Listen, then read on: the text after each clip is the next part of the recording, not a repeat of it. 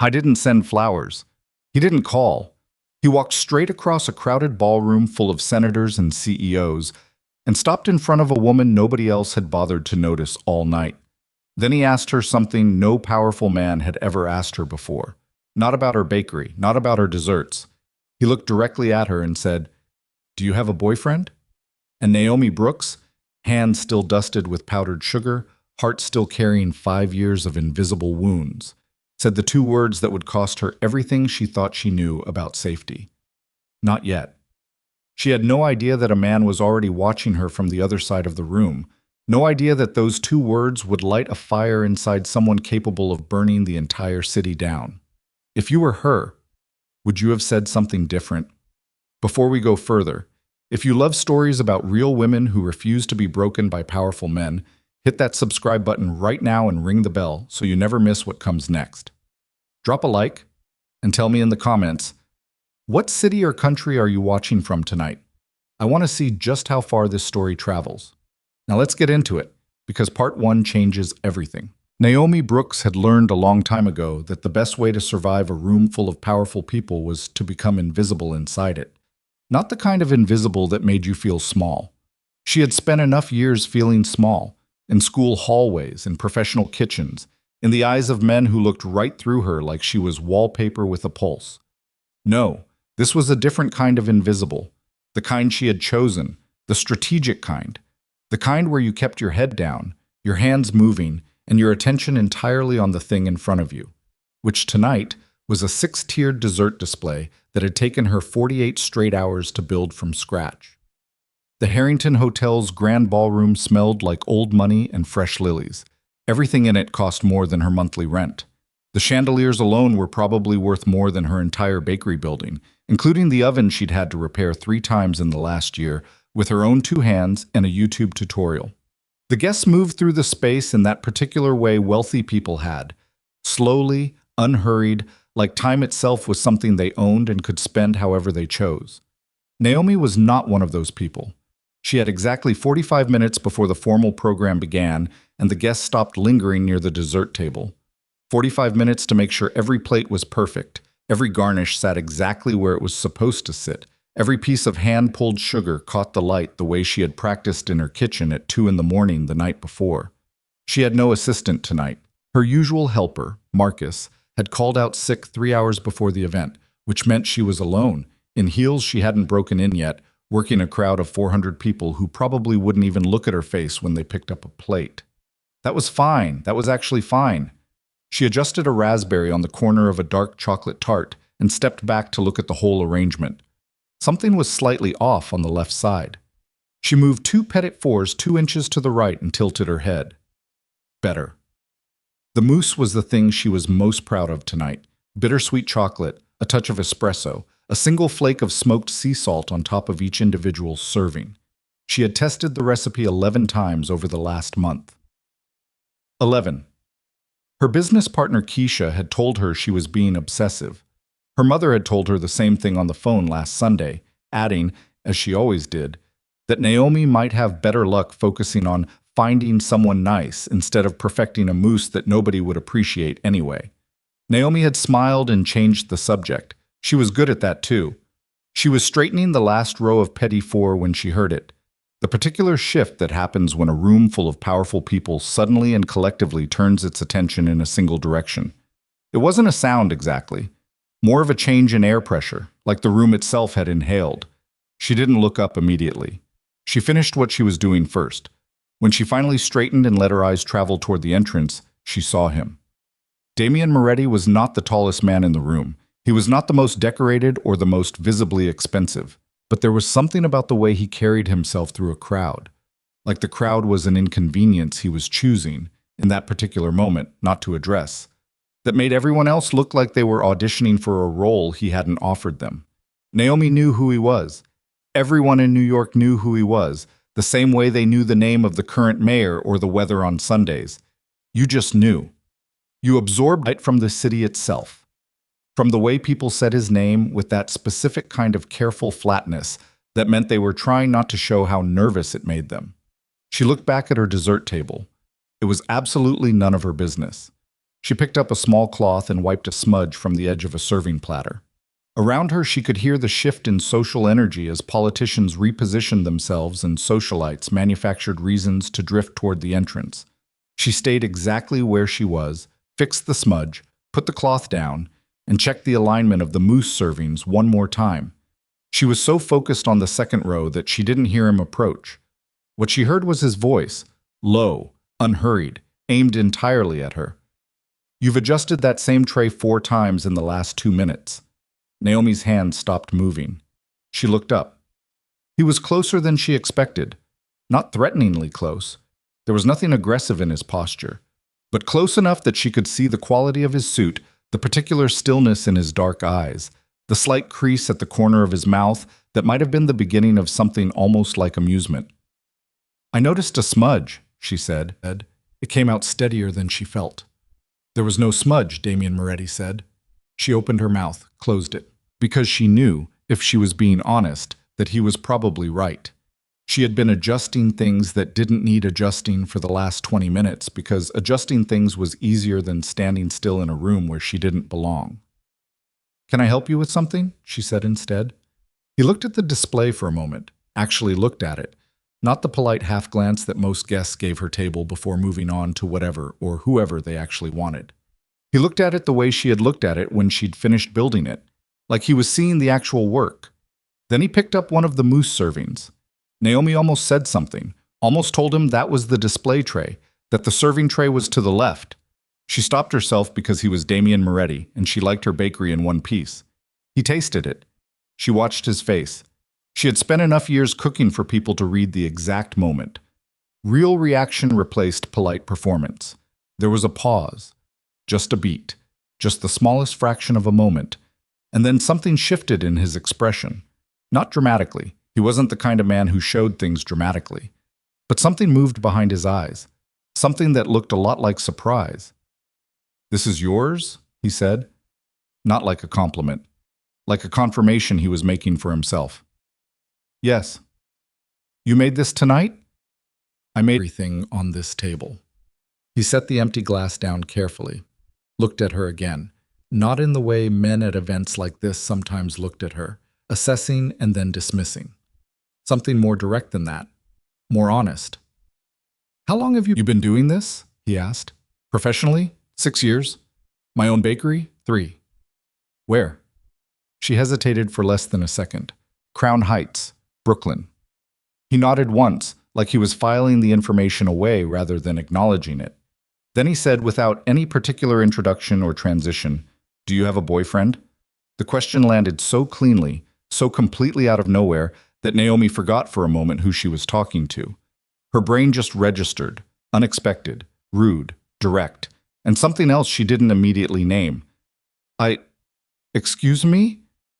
"A boyfriend," he said, with the patience of someone who was accustomed to being heard the first time and was making a single, gracious allowance. "Do you have one?" Naomi stared at him. She had been asked out before. Not frequently, not confidently, and usually in ways that felt more like someone taking a chance they fully expected to lose. This was nothing like that.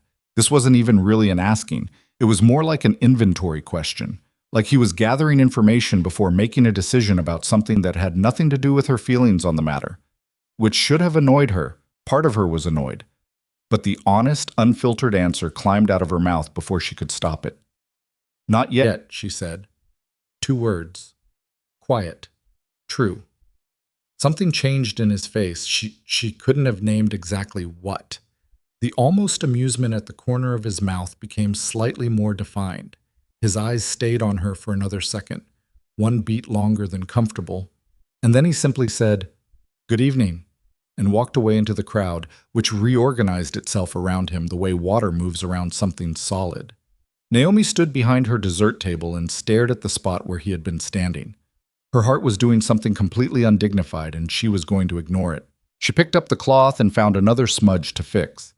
The rest of the evening passed the way these events always passed for her, in a blur of restocking and smiling and answering questions about ingredients from guests with dietary restrictions. She respected and dietary restrictions she was pretty sure people invented at events like this to feel special. By 10:30, the formal program had ended and the crowd was thinning. By 11, Naomi had broken down the display and was loading the last of her equipment onto a rolling cart in the service corridor. She was exhausted in the way that was specific to events where she had held herself together for 6 straight hours. The heels were killing her. She had a small burn on her left wrist from a moment at 8:15 that she hadn't dealt with properly yet. Her lower back was announcing its feelings about the decision not to wear the more comfortable shoes. She was thinking about the train home and whether there would be a seat when one of the hotel's event coordinators found her in the corridor. Young woman, harried-looking, clipboard held against her chest like a shield. "Ms. Brooks? That's me. Someone left this for you at the front desk." She held out a small envelope, heavy cream paper, the kind that cost actual money. "The gentleman asked that it be given to you before you left." Naomi looked at the envelope. No name on the front, just her name in handwriting that was precise and unhurried. She took it. "Thank you," she said, in the voice she used when she was not going to react to something until she was alone. She waited until the coordinator had moved on before she opened it. Inside was a business card. Matte black, minimal, a phone number, an email address. No company name, no title, just Damian Moretti. And below the contact information, in the same careful handwriting as her name on the envelope. "I have 3 private events in the next 2 months. No one I've worked with before can do what you did tonight with that moose. If you're interested in a catering contract, call the number on this card before Friday. Terms will be fair. You will not be disappointed. DM." Naomi read it twice. Then she turned the card over. Nothing on the back. She stood in the service corridor of the Harrington Hotel with a burn on her wrist and sore feet and a note from the most powerful criminal in New York City. And she did a very specific kind of calculation, the kind that only makes sense to people who have had to do it, who have stood at the intersection of what they need and what they're afraid of and had to decide which one was louder. Her bakery, Sugar and Stone, had been in the red for 7 months. Not catastrophically, not yet, but the kind of slow red that crept in around the edges of everything. The oven repair, the staff reduction, the month she had quietly stopped paying herself so she could cover Keisha's salary. She had 3 catering jobs booked for the next 2 months. 3 modest, respectable, completely insufficient jobs. One contract with Damian Moretti's private events could change that math in a way that 3 ordinary jobs could not touch. She put the card in her bag. She told herself she was going to think about it. She already knew she was going to call. What she didn't know, what she had absolutely no way of knowing, standing in that corridor in her good shoes with the burn on her wrist and the exhaustion behind her eyes, was that the card in her bag was not just a business opportunity. It was a door. And on the other side of it were things she was not ready for, things nobody had warned her about, because nobody in her life moved in the kind of world that produced a man like Damian Moretti. Nobody she knew could have told her what it felt like to be noticed by someone who noticed everything, who tracked every detail, who made decisions the way chess players made decisions, 3 moves ahead and certain of the outcome. Nobody could have told her that somewhere across the city, a man who was not Damian Moretti had already been watching her for much longer than one evening. She didn't know any of that yet. She just knew the card was heavy in her bag, and her feet hurt. And the chocolate mousse, the one she had tested 11 times, had been exactly right tonight. She knew that now. She had seen it in a pair of dark, unhurried eyes. That, at least, was something she could hold on to. She wheeled the cart toward the service exit, pushed through the heavy door into the cold Manhattan night, and let it close behind her without looking back. 3 days later, on a Thursday afternoon, when the bakery was slow and Keisha had gone to pick up a supply order, Naomi sat at the back counter with the black card in front of her and her phone in her hand. She had taken the card out 4 times since Monday, put it back 4 times, made coffee twice without drinking it. She thought about what her mother would say. She thought about what Keisha would say, which would be significantly more colorful. She thought about the number she had been ignoring in the account spreadsheet for the last 2 weeks. Then she dialed. It rang twice. A man's voice answered, not Damian's. Controlled, professional, brief. "Ms. Brooks?" She stopped. "How did you know it was me?" A short pause. "Mr. Moretti was expecting your call. He'll be available for a meeting Monday at 2. He'd like to do it at your bakery, if that's agreeable." She looked around her bakery. The mismatched chairs. The handmade sign above the counter that Keisha's nephew had painted when they first opened. the small framed photo on the wall of her grandmother's kitchen in South Carolina, the one that had started all of this. That's agreeable, she said. She hung up. And somewhere across Manhattan, in an office that overlooked the city from 32 floors up, Damian Moretti set down his own phone and allowed himself one quiet moment before returning to the documents on his desk. He was not a man who allowed himself many quiet moments. This one, he decided, was worth it.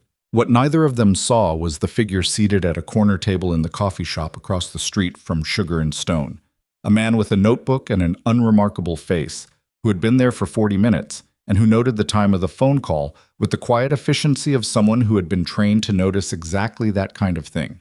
His name was Adrian Cross, and he had been watching Naomi Brooks for 3 weeks. Damian Moretti arrived at Sugar and Stone at exactly 2 o'clock on Monday.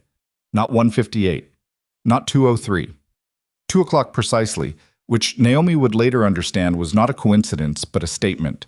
The particular punctuality of a man who considered being late a form of disrespect and being early a form of aggression. She heard the car before she saw it. A dark sedan, nothing ostentatious, but the kind of clean and heavy that said money without trying to. It stopped in front of the bakery with the engine still running. The passenger door opened. Damian stepped out alone. No entourage. No visible security. Naomi was standing behind the counter when he pushed open the door, and the small bell above it made the cheerful little sound it always made, and something about that, the mundane domesticity of that bell announcing Damian Moretti, nearly made her laugh. She pressed her lips together instead. "Ms. Brooks," he said.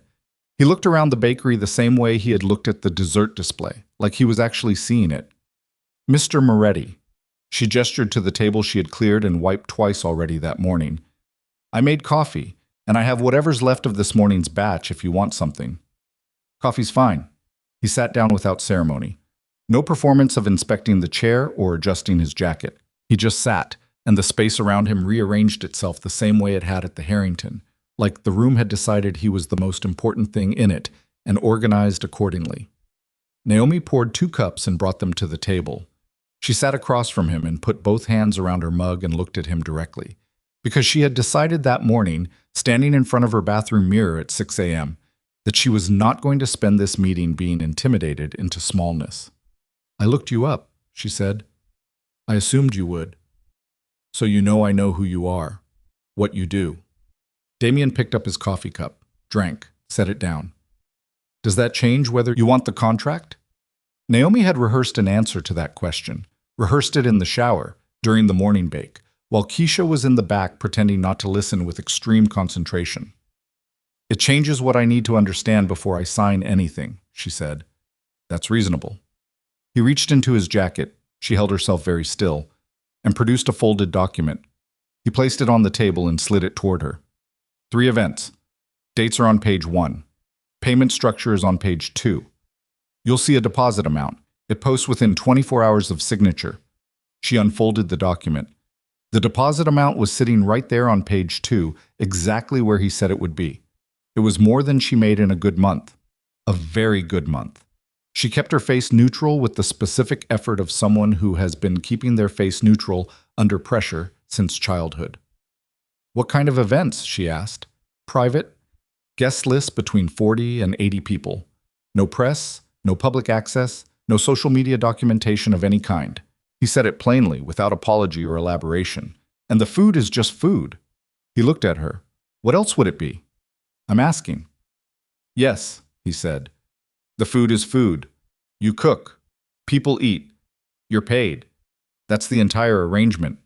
Naomi looked at the document again, read through the terms with the careful attention of someone who had learned, the hard way, that overlooking details in contracts was how small businesses got devoured by larger ones.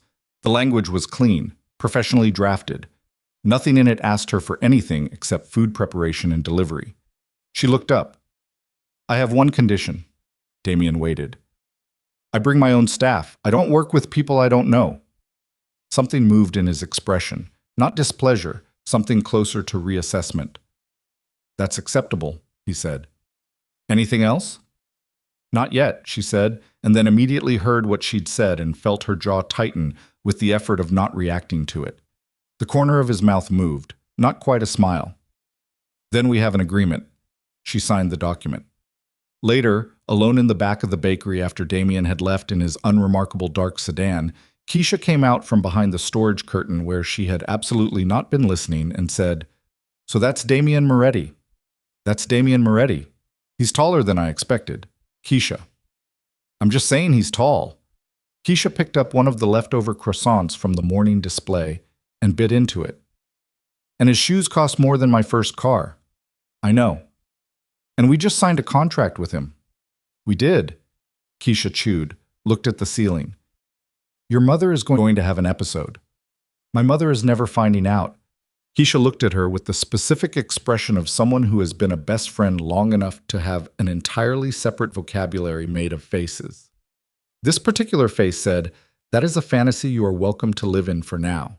Naomi took the signed copy of the contract to the back room and put it in the fireproof lockbox where she kept the bakery's important documents. She locked it. Stood there with her hand on the lid for a moment. She had made her decision. She was going to make it work. What she didn't do, what she had no particular reason to do on a Monday afternoon in her own bakery, was look out the front window at the coffee shop across the street. She didn't notice that the same unremarkable man who had been there Thursday afternoon was there again, seated at the corner table, and that he was watching the dark sedan pull away from the curb with the quiet, systematic attention of someone cataloging information. His name was Adrian Cross, and the coffee in front of him had gone cold an hour ago. He didn't drink it. He wrote 3 lines in his notebook, capped his pen, and took out his phone. He typed a brief message, sent it, and put the phone back in his pocket. Then he looked at the bakery across the street with an expression that was professionally arranged into nothing, and something underneath that arrangement, something he would have denied if asked, that was not nothing at all. He had a job to do. He ordered another coffee and got back to doing it. The first catering event was 3 weeks later, in a brownstone in the West Village that Naomi would have killed to live in under other circumstances. 4 floors, original molding, the kind of kitchen that made professional chefs sentimental.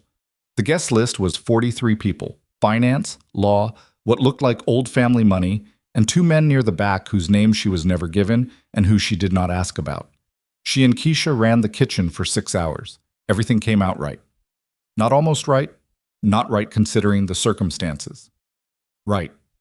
The lamb was exactly medium. The petite fours were flawless. The coffee service at the end ran smooth and quiet and left people holding their cups with the satisfied look of guests who had been genuinely, unexpectedly pleased. At the end of the evening, Damien found her in the kitchen while she was supervising breakdown. "The lamb," he said, without preamble. "I know." She handed a tray to Keisha without looking away from Damien. "It was 2 minutes past where I wanted it." He looked at her. "I was going to say it was the best thing I've eaten at one of these events in 4 years. She stopped. "The lamb was perfect," he said. It was not a compliment designed to get something. It was a fact he was reporting. "Whatever you were worried about, you can stop." She looked at him for a moment. 4 years is a long time to eat disappointing food. "You get used to disappointing things," he said. He said it completely without self-pity, which somehow made it worse. When something's actually good, it's harder to pretend otherwise. Naomi didn't know what to do with that, so she said, "I'll keep that in mind for the next one," and turned back to the breakdown and listened to him walk back out through the kitchen door and decided not to think about what he'd meant. The man who walked into Sugar and Stone 11 days later was not remarkable in any way that you would notice at first. He was mid-30s, medium build, the kind of easy-looking face that invited no particular reaction. He wore a jacket that was deliberately not expensive.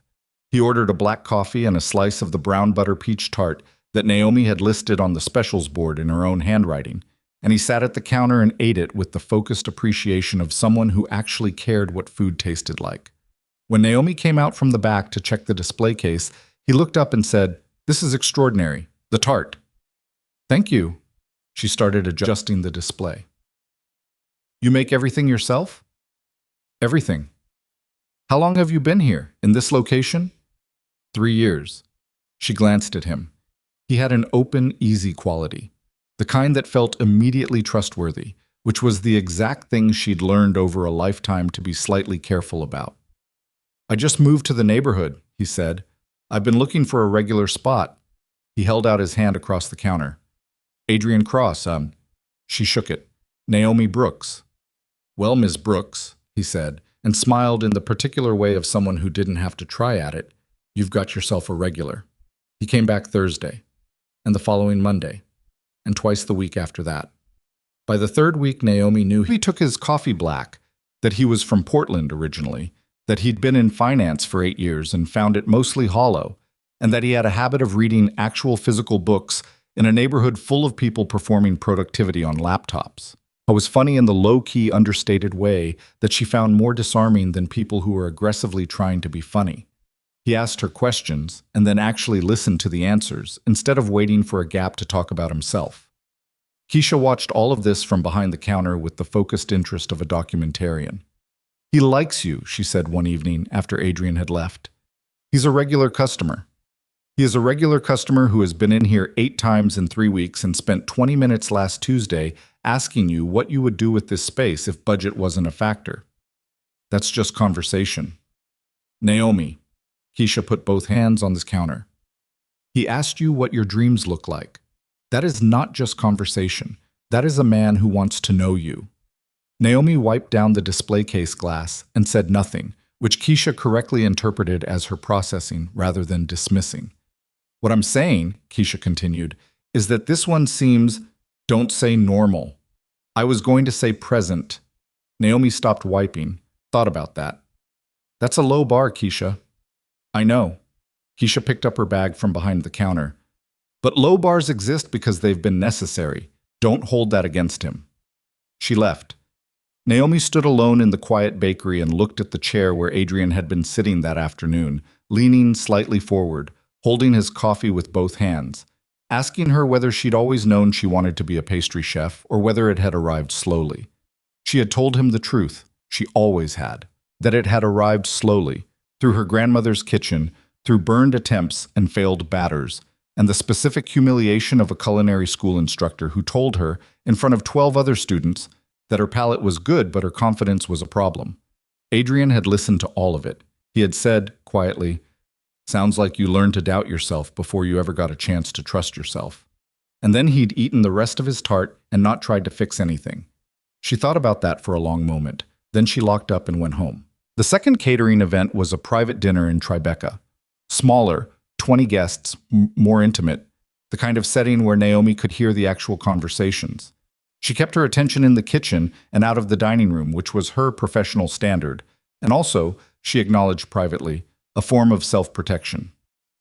After the service, while Keisha was packing the last of the equipment, Damien came to the kitchen doorway and stood there, and Naomi looked up from where she was writing notes in her event log, things to adjust, things to repeat, and said, "We're almost done. Take your time." He leaned against the doorframe, not pressing into the kitchen, just present. "The risotto." She looked up again. "The truffle risotto," he said. "Did you do that from scratch tonight?" "Everything I make is from scratch." "I'm asking because one of my guests, not someone who compliments food, asked me twice who made it." She wrote another note in the log. "I'll add it to the permanent menu for your events." "I'd appreciate that." He was quiet for a moment. Then, "You've been doing this since you were a kid?" The question caught her slightly off guard. She kept her eyes on the log. "My grandmother taught me the basics. Everything else I learned on my own." "She still cook?" Naomi paused. "She passed 4 years ago." "I'm sorry." "She would have liked tonight's menu," Naomi said, which was the thing she always said when people offered condolences about her grandmother, not because it deflected the sympathy, but because it was true, and being true made it the only thing worth saying. Damien nodded once, said nothing more. But he didn't leave immediately, and in the quiet, Naomi became aware that the silence between them was not uncomfortable, which was, itself, uncomfortable in a way she chose not to examine. "Monday's deposit will clear by noon," he said finally. "Thank you." He left. Naomi listened to his footsteps down the hall and wrote one more note in the event log that had nothing to do with the food. She crossed it out before she packed the book away. What Naomi did not know on any of those evenings, not at the West Village brownstone, not at the Tribeca dinner, not in her own bakery across the counter from Adrian Cross, was that there was a conversation happening about her in a language she had never been taught to read. The man in Damien's security operation, who was responsible for background and intelligence, was named Sal. He had held that position for 11 years. He was not a man who made dramatic statements or operated with any visible urgency. When he brought information to Damien, he brought it the same way every time, sitting down, speaking quietly, laying out facts in the order they occurred. He came to Damien's office on a Thursday evening, 3 days after the Tribeca dinner. He sat down. He said, "The man who's been going into the bakery." Damien looked up from his desk. "Adrian Cross. We ran him after the second time he showed up. Standard background. Seemed clean." Sal paused. The pause was its own kind of sentence. "He's not clean." Damien set down his pen. "He's a federal operative," Sal said. "Financial crimes unit, but his current assignment isn't financial crimes. He's been embedded in a residential intelligence operation for the past 5 months. Civilian contact access." Another pause. "His file lists Sugar and Stone as a primary access point." The room was completely quiet. "She's the access point," Damien said. It was not a question. "Every time she's mentioned one of your events, even indirectly, even by implication, he's documented it. They have a timeline, guest counts, location inferences. They're building a proximity map around you through her." Damien stood up from his desk. He walked to the window. He stood there with his back to Sal, looking out at the city, and Sal had worked for this man long enough to know that this particular stillness was not the absence of reaction. It was the presence of it, compressed to a point. "She doesn't know," Damien said. "No, she has no idea. He's her customer. As far as she's concerned, he's a nice guy from Portland who likes her tarts." Damien's jaw moved. "She talked to him about the Tribeca location?" he asked. "Not directly. She mentioned she had an event in Tribeca that week. That was enough for them to narrow the radius." "How long has the operation been running?" "Her specifically?" "They activated the access point 6 weeks ago. She was identified as a potential route after the Harrington Gala." 6 weeks. The gala had been the same night Damien had tasted her chocolate mousse, the same night she had said "not yet" in that unguarded, honest way that had been rattling around in the back of his mind ever since. "What are they waiting for?" Damien asked. "A direct connection. Something she says or documents that puts you inside one of your own events rather than adjacent to them. They've been patient." Damien turned from the window. His face was arranged into the expression he wore when the thing he was feeling was not something he intended to give anyone access to. "She can't find out from them," he said. "Not before I decide how to handle it." "Agreed." Sal folded his hands on the desk. "What's the move?" Damien picked up his pen. Set it down. Picked up his phone. Set it down too. "Give me 48 hours, he said. Sal stood. "There's something else." Damien looked at him. "The operative, Cross." Sal's voice was flat, professional, careful. "He's been in that bakery 11 times in 3 weeks. That's more contact than the assignment profile requires." He stopped. His supervisor flagged it internally. "There's a notation in the file that his reporting has been irregular for the past 10 days. Damien said nothing. "I'm not saying it changes anything," Sal said. "I'm saying you should know." He left. Damien stood alone in his office for a long time. Outside, the city ran its usual Friday night noise: sirens, horns, the collective compressed sound of 9 million people doing 9 million separate things, none of them knowing what was happening in this room on the 32nd floor. He thought about the moose, about the way she had looked at him when he'd asked his question, not with fear, not with calculation, but with something so straightforward it had caught him completely off guard. He had been surrounded by people performing emotions at him his entire adult life. The honest thing she'd done, just answering him the way a person answers when they're too caught off guard to manage their own reaction, had stuck with him like a splinter he kept forgetting was there until he moved wrong. And now someone had been sitting across a counter from her for 3 weeks, asking her questions, listening to her answers, building a picture of her life that was not about her at all. He picked up his phone. He put it back down. 48 hours. He would figure out what to tell her. He would figure out how. On Saturday morning, Adrian Cross came into Sugar and Stone at 10:15, which was later than usual. Naomi noticed because she noticed his patterns the way she noticed variations in her dough. Not because she was looking for them, but because her brain filed them automatically. He looked tired, not in the way of someone who'd had a bad night, in the way of someone carrying something. He sat at the counter, and she poured his coffee without asking, and he wrapped both hands around it and looked at it and said, "You ever make a decision that seemed completely logical at the time, and then later you're not sure the logic was the point?" Naomi leaned on the counter. "All the time." "What do you do with that?" "Depends on whether the decision is still reversible." He looked up at her. Something in his face, that pleasant, open quality, flickered for just a moment, like a light with a loose connection. "What if it's not?" he said. She looked at him. Really looked at him. The tiredness under his eyes, the way his hands were too tight around the mug. "Then you live with it honestly," she said. "Or you don't live with it at all. Those are the options." He was quiet for a long time. Then he said, "You're a very straightforward person, Naomi." "People say that like it's a character flaw." "I don't think it is." He drank his coffee. "I think it's actually—" He stopped. Something crossed his face. "I think you should keep being exactly who you are." It was a strange thing to say. She almost said so.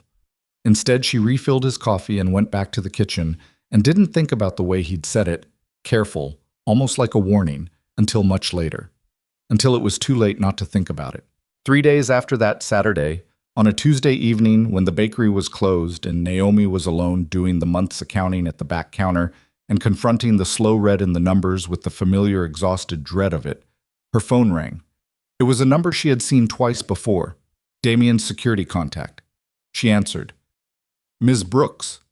The voice was controlled, not alarmed, controlled in the way of someone who was choosing each word with precision. "Mr. Moretti would like to meet with you tomorrow morning, before the bakery opens." Something cold moved through her chest. "Is something wrong with the contract?" A beat of silence. "It's not about the contract," the voice said. She sat very still at the back counter with the accounting spreadsheet open in front of her and the month's numbers doing their slow, quiet damage. And she said, "What time?" 8 o'clock. "He'll come to you." She hung up. She looked at the spreadsheet for a long time without seeing it. Something was wrong. She didn't know what. She didn't know how she knew. But in the specific, unreasonable way that the body sometimes understands things before the mind gets there, the way her hands had known at the Harrington that the mousse was exactly right before she'd even thought about it, she knew that tomorrow morning was going to divide her life into before and after. She closed the laptop. She sat in the dark bakery she had built with money she didn't have, and talent she'd spent her whole life defending, and she made herself breathe, and she waited for morning to come. Damien arrived at 7:58. Naomi was already behind the counter when she heard the car. She had been there since 6:30, which was not unusual. She was always early, but this morning she had not turned on the display lights, or started the cases, or done any of the 20 things she normally did in that first quiet hour before Keisha arrived. She had just made coffee and sat on the stool behind the counter and waited, which was something she almost never did, because sitting still with nothing in her hands made her feel like she was falling. She heard the car. She heard the door. She heard the bell above the entrance do its small, cheerful, completely inappropriate thing. Damien walked in. He was wearing a dark coat, no tie. He looked like a man who had not slept, which surprised her because she had assumed, without quite examining why, that he was someone who did not let things touch him enough to disturb his sleep. Behind him, just inside the door, a man she had never seen stopped and stood, not moving into the bakery, just positioned. Damien looked back at him once, and the man stayed where he was. Damien came to the counter. "Thank you for meeting me early," he said. "You didn't give me much choice." He looked at her, not flinching from that. "No, I didn't." She poured coffee into the mug she had set out for him and put it on the counter and kept her hands flat on either side of it. "Whatever this is," she said, "just say it. I've been up since 4 trying to figure out what you're going to tell me, and I'm too tired for a lead-in." He picked up the mug, drank, set it down. Then he reached into the inside pocket of his coat and placed a manila envelope on the counter between them. She looked at it. It was sealed. Her name was not on it. Nothing was on it. "Open it," he said. She opened it. Inside were photographs. 8 of them, printed on plain paper, the kind of quality that came from surveillance equipment rather than consumer cameras. The first one she recognized immediately. It was the exterior of Sugar and Stone, taken from across the street. The second was the interior, shot through the front window. The angle made her stomach move in a way she didn't like, because the angle was from the corner table at the coffee shop across the street, and she could see herself behind the counter in it, clear enough to identify. The third photograph was Adrian Cross, not inside her bakery. On a street she didn't recognize, in conversation with two other men, both in the kind of unremarkable dark clothing that either meant nothing or meant something specific. I was handing one of them a folder. She set down the photograph. She picked up the next one. Adrian again, at a desk she didn't recognize, with what looked like case files spread in front of him. And there, in the corner of one of the visible documents, she could make out two things: the federal agency seal she recognized from news coverage, and a name. Her name. Naomi Brooks. Primary civilian access point. The words were small. She had to hold the photograph closer to read them. But they were there. She set the photograph down on the counter and put both hands flat on the surface again and looked at Damian Moretti. "How long have you known?" she said. Her voice came out completely level. That surprised her. Some distant part of her brain noted it and filed it under. Useful information about yourself. 4 days, he said. 4 days. She breathed in through her nose and out through her mouth. He's federal. Financial Crimes Unit. The operation targeting my organization has been running for 8 months. You were identified as a potential access route after the Harrington Gala. He said it without softening it, which she registered as the only respectful option. Every time you mentioned my events, the locations, the dates, anything, he documented it. They've been building a case through you without you knowing you were part of it. The word part of it landed somewhere in the middle of her chest and stayed there. She thought about the conversations, all of them. Coffee going cold on the counter, Adrian's elbows on the surface, his face open and interested and listening. What would you do with this space if budget wasn't a factor? She had told him about Tribeca. She had mentioned the West Village. She had not been careful because she had not known to be careful, because there had been no reason to be careful about a customer who came in and ate her tarts and asked her about her grandmother. He asked me about my grandmother, she said. The sentence made no sense in context. She knew that. She said it anyway. Damian was quiet. He asked me about her like he wanted to know, Naomi said. Like it mattered to him who taught me how to cook. And the whole time... She stopped, started again. The whole time he was sitting there with a notebook. Yes. She picked up the photograph of Adrian at the desk. She looked at her own name on the document. The words were clinical and tidy, and they reduced her to a function, an access point, a doorway, a route. And something hot and specific moved through her that was not grief exactly, and not quite rage, but something in the space between them that was worse than either. Why are you telling me this? She said. Damian looked at her steadily. Because you deserved to know before they decided to tell you, or use you more directly, or bring you in for questioning without any context for what was happening. Or because it's useful for you that I know. He didn't flinch. Both things can be true. She put the photographs back in the envelope. She put the envelope on the counter between them. She looked at her coffee, which she had not touched. She picked it up and drank half of it because her hands needed something to do, and her body needed something warm and practical. What do you want from me? She said. Nothing. He said it without hesitation. I'm not asking you to do anything. I'm not asking you to stop seeing him or to pass him false information or to protect me in any way. I'm telling you what is happening in your own life so that you can decide what to do with it. That's all. She stared at him. That's all, she repeated. Yes. You're the most powerful criminal in this city, and you called me in at 8 in the morning to hand me evidence against a federal operative and tell me you don't want anything in return. I want you to be safe. He said it the way he said everything. Without ornamentation, without staging, just a fact he was reporting. That's not the same as wanting something from you. Naomi put the mug down. She looked at the man standing by the door, still completely motionless. She looked back at Damian. How do I know this is real? She said. How do I know you didn't manufacture these? You don't, he said. Not with certainty. You can walk out of here and call Adrian Cross right now and ask him directly and watch what happens to his face when you do. That will tell you everything I can't. She said nothing. Or, Damian said, you can sit with this for a day and decide what you believe. And what do you think I'll decide? For the first time since he'd walked in, something in his face moved that was not controlled or managed. Something tired. I think you already know, he said. He buttoned his coat. left the envelope on the counter. "The third event is in 2 weeks," he said. "Whatever you decide about that, about any of this, the deposit has cleared and it's yours. That doesn't change." He nodded once in the direction of the door. The man by the entrance pulled it open. Damien left. The bell did its cheerful, small sound. Naomi stood behind the counter of her bakery and listened to the car pull away and looked at the manila envelope and felt something inside her that she did not have a clean name for, something that had been assembled over years of being unseen and then dismantled in 48 hours by two separate men in completely different ways. She was still standing there when Keisha came in 20 minutes later, stopped 2 steps inside the door, took one look at Naomi's face, set down her bag, and said, "Talk." Naomi talked. She didn't cry. She had cried twice in the past 5 years in front of another person, and both times had taken her by surprise. This was not that. This was something harder and more specific than crying. Keisha listened to all of it without interrupting, which was not something Keisha did naturally, and which cost her visible effort.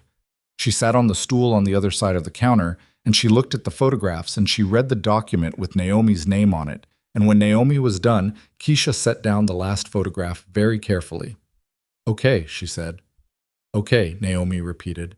"So we've got a mob boss who likes your moose and a federal agent who has been infiltrating your life and your name on a surveillance document. That covers it." Keisha put her hands flat on the counter.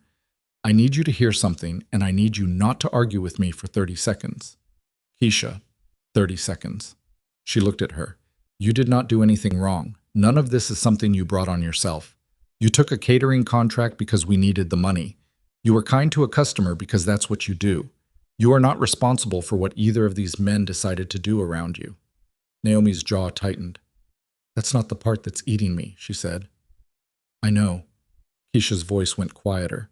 "The part that's eating you is that you liked him." Naomi didn't answer. "You liked Adrian," Keisha said. "Not romantically, maybe not even fully consciously.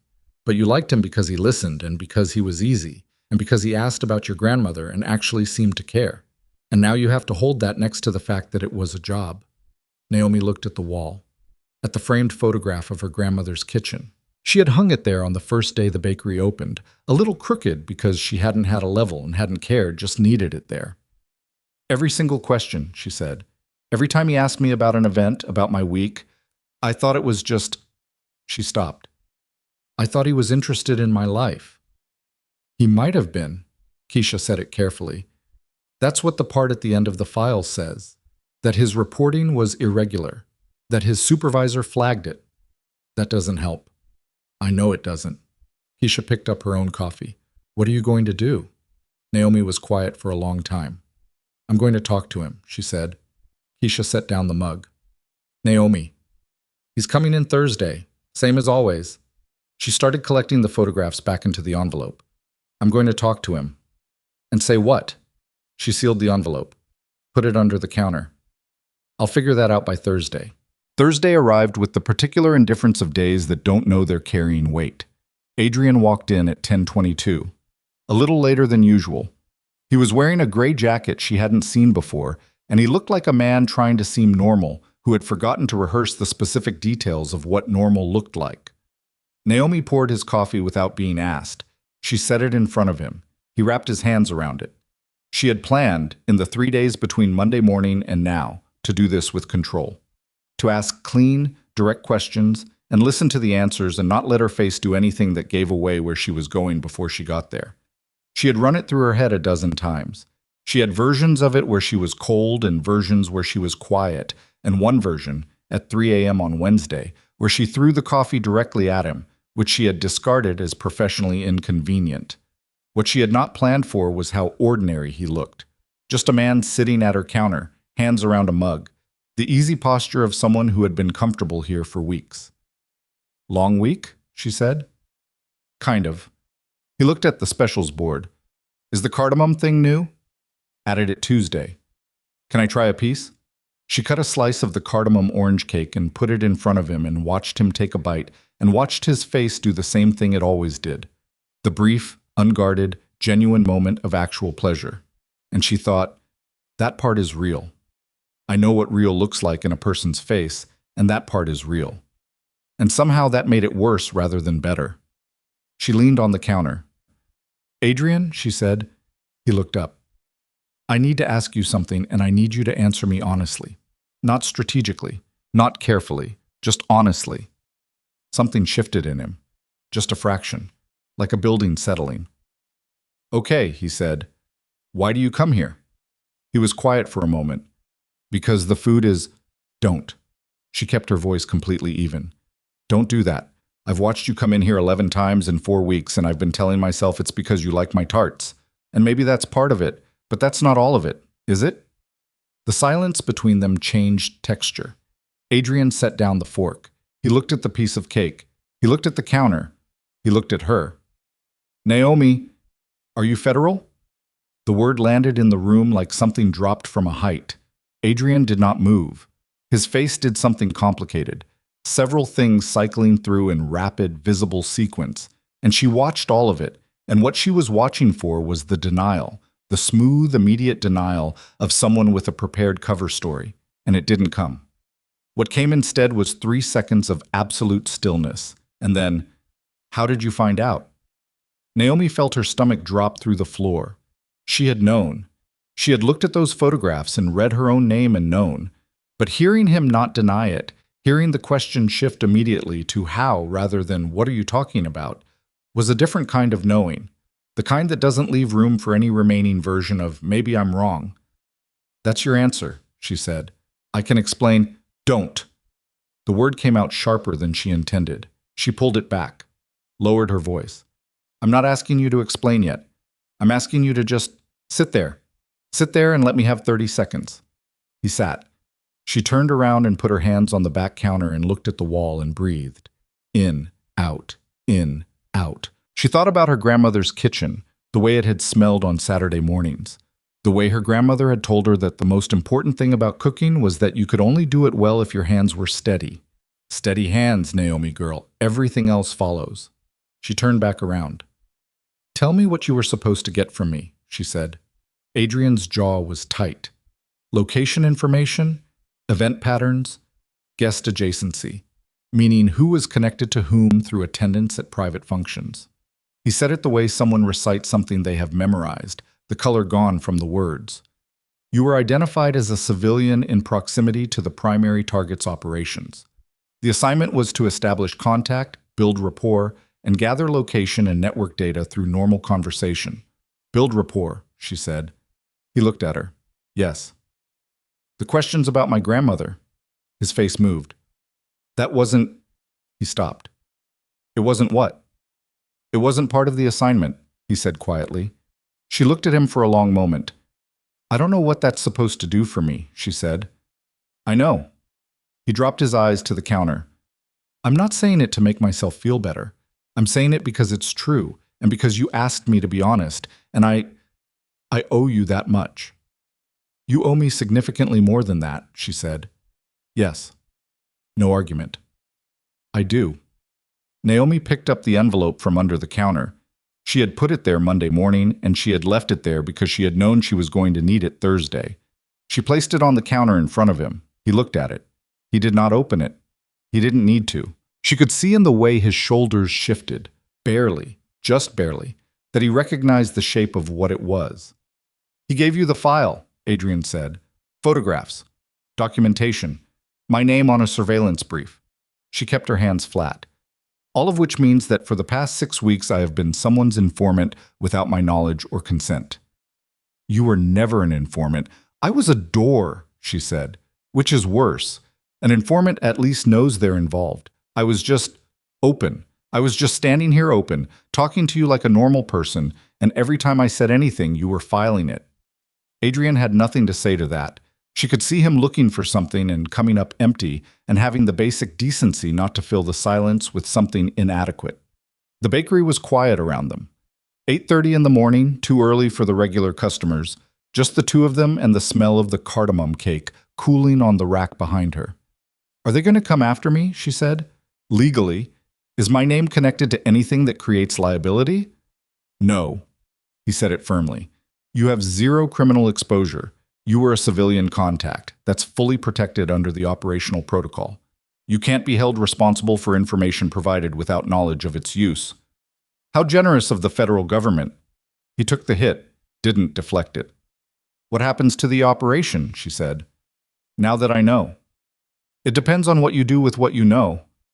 And what do you think I'm going to do? He looked at her, straight at her. The professional performance was gone. Whatever was underneath it, she didn't fully trust herself to name it, not right now, was visible in a way it hadn't been in any of those 11 visits. I think you're going to do whatever you decide is right, he said. I don't think you're manageable in a direction you haven't chosen. Was that in my file too? Something crossed his face. No, that's just you. Naomi picked up the envelope. She walked to the other end of the counter and put it below the register, and she stood there with her back to him for a moment, looking at the specials board she had written in her own handwriting that morning. Cardamom orange cake, brown butter peach, dark chocolate espresso. 3 years of Tuesday mornings filling that board with what she had made the day before. 3 years of this counter, these mismatched chairs, that slightly crooked photograph on the wall. She turned around. I need you to leave now, she said, and I need you not to come back until I contact you, if I contact you. Adrian stood. He left $4 next to the coffee mug, exact change, the way he always did. The mechanical, ordinary gesture of it was so incongruous with everything that had just happened that it made something twist hard and sharp in her sternum. He walked to the door. He stopped with his hand on the glass. Naomi. He didn't turn around. I'm sorry. I know that's not... He stopped. Started again. I know what it's worth and I know it's not enough. But it's true. She said nothing. He left. The bell did its cheerful, small sound. She was still standing at the counter when Keisha came in from the back 15 minutes later, took one look at the untouched coffee on the counter, the partial slice of cake, the $4 next to the mug, and said nothing. She just walked behind the counter and stood next to Naomi and looked at the door. After a while, she said, What do we do? I don't know yet, Naomi said. What she didn't tell Keisha, what she was barely telling herself, was the thing that had been sitting at the edge of her thoughts since Monday morning and had moved closer during the last 40 minutes without her permission. The thing she kept looking at sideways and then looking away from. Damian Moretti had known for 4 days before he told her. He had held it for 4 days, and she had spent those 4 days catering his second event and thinking about Adrian's questions and doing her accounting and sleeping badly, and all that time Damian had been deciding how to tell her, not whether, how. She didn't know what to do with that distinction, but she felt it, the way she felt variations in dough, not visually, not analytically, but in her hands. In the part of her that had learned through years of practice to know the difference between something that would hold and something that would fall apart. Her phone buzzed. She picked it up. A text from a number she didn't have saved but recognized. The third event is in 12 days. Whatever you decide, you don't have to decide it today. DM. She stared at the text for a long moment. Then she put the phone face down on the counter and picked up the cloth and started wiping the surface where Adrian's coffee had been.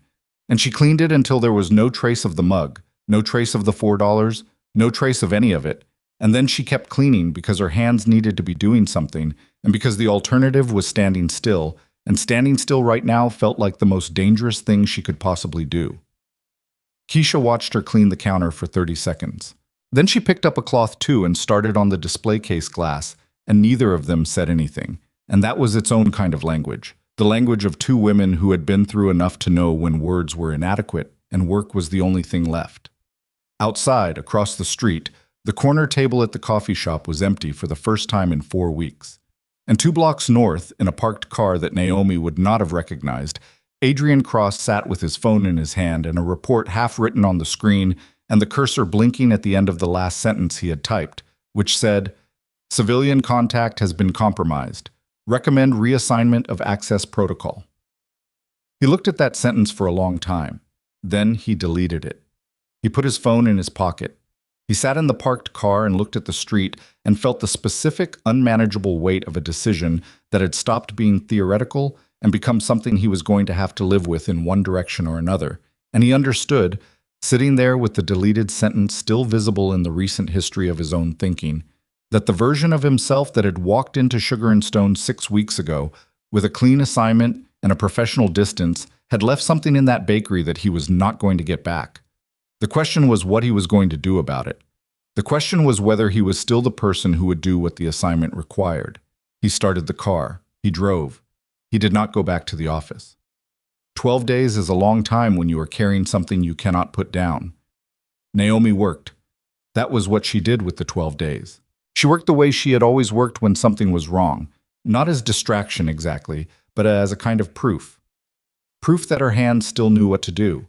Proof that the thing she had built was still standing. She came in at 6 every morning, and she baked, and she restocked, and she ran the counter, and she smiled at customers, and she had 3 conversations with Keisha about the third event that were really conversations about everything except the third event. She did not call Adrian. She did not text Damien back. She read his message 6 times over the 12 days, always at night, always when the bakery was closed and quiet, and she was sitting with the lights low doing the accounts or prepping for the next morning. Whatever you decide, you don't have to decide it today. She read it and thought about what it meant that those were the words he had chosen. Not call me or we need to talk or any version of pressure. Just, you have time, you have room, the decision belongs to you. She could not figure out if that was manipulation or respect, and the fact that she couldn't figure it out bothered her more than the ambiguity itself. On the 9th day, Keisha put both hands on the counter at closing time and said, "Are we doing the event or not?" "We're doing it." "You're sure?" "We signed a contract and the deposit cleared and we need the second payment." Naomi turned off the display case lights. "We're doing it." "That's a financial answer," Keisha said. "I'm asking if you're sure." Naomi stood with her hand on the light switch and felt the particular exhaustion of someone who has been making themselves be sure about things for so many years that she could no longer always locate the line between actual certainty and its functional imitation. "We're doing it," she said again. Keisha picked up her bag. "Okay." She stopped at the door. "For what it's worth, and I know it might not be worth much. I don't think he's wrong." "Which he?" Keisha looked at her. "The one who told you the truth." She left. Naomi stood alone in the dark bakery for a while. Then she went home and prepped her menu notes for the third event and went to bed and stared at the ceiling for 2 hours before her body finally gave up and let her sleep. The third event was at a private club in Midtown that had no sign on the door and no listing in any directory she could find. The kind of place that existed by word of mouth among people who already knew where everything important was. She and Keisha arrived at 3 in the afternoon with 6 hours before service, which was tight but workable. The kitchen was professional grade and well stocked. She had brought everything she needed anyway, from her own suppliers, because she did not work in unfamiliar kitchens without her own materials. The guest list, she was told, was 62 people. She did not ask who they were. She set up her station, and she worked. By 6 o'clock, the prep was done, and she was doing the final quality checks, tasting everything once more, adjusting the seasoning on the second sauce with 2 small additions that Keisha handed her without being asked, because they had worked together long enough that Keisha knew her adjustments the way a nurse knows a surgeon's next move. "Salt," Naomi said. Keisha handed it. "The mousse is set? Checked 10 minutes ago. Perfect." "The lamb temp?" "Resting. You have 12 minutes." Naomi put down the tasting spoon. She rolled her neck once. She looked at the kitchen. Everything in place, everything where it should be, the particular ordered readiness of a service that was going to go well. For one moment, she let herself feel that.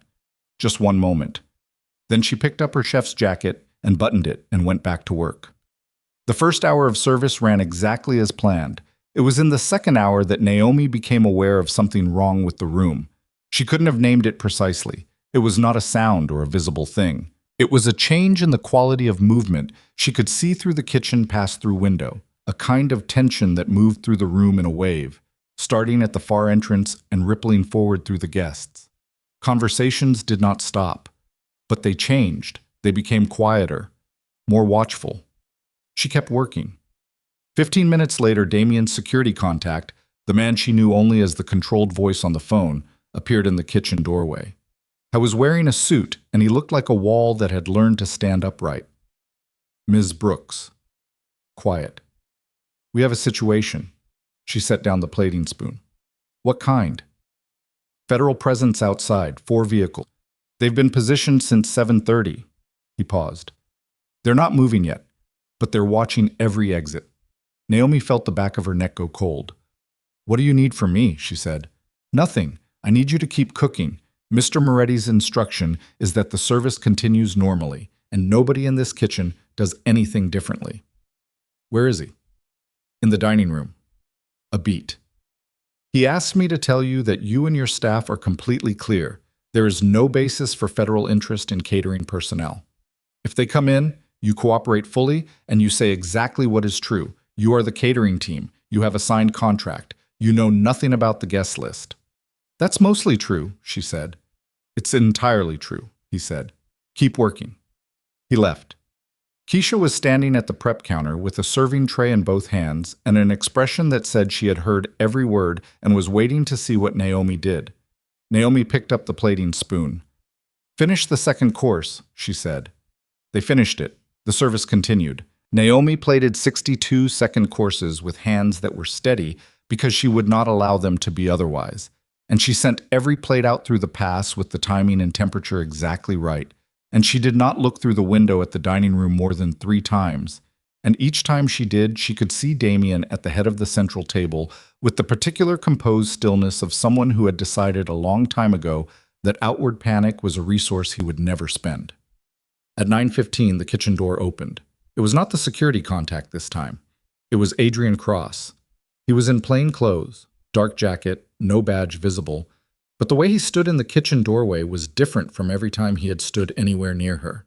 The easy posture was gone.